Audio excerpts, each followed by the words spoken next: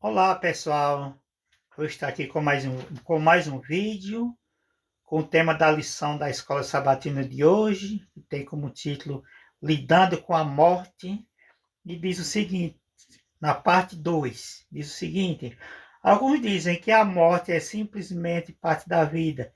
Isso não é verdade. Mas não é verdade, a morte é o oposto da vida, a destruição da vida é uma intrusa que nunca deveria ocorrer, mesmo que estejamos acostumados com a morte.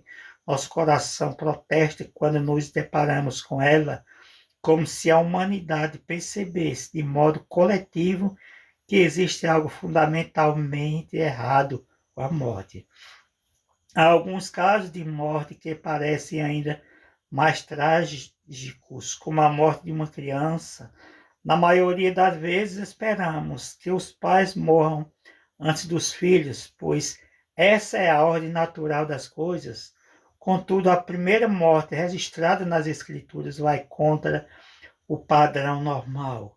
Antes de Adão e Eva morrerem, eles vivenciaram a tragédia da morte quando seu filho justo foi morto pelo irmão ímpio.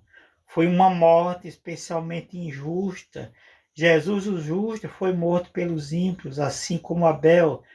Que morte poderia ter sido mais injusta do que a de Cristo?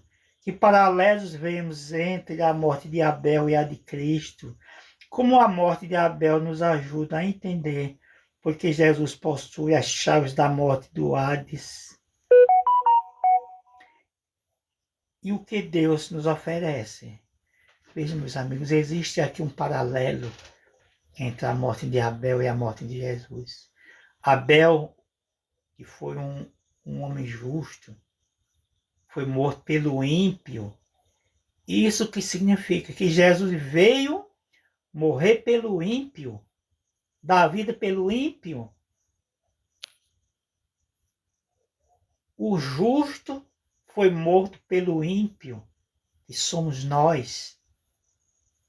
Então é preciso que nós reconheçamos os nossos pecados, que somos pessoas ímpias e voltemos para Cristo, aceitando a Ele como nosso Senhor e como nosso Salvador. Que Deus nos abençoe.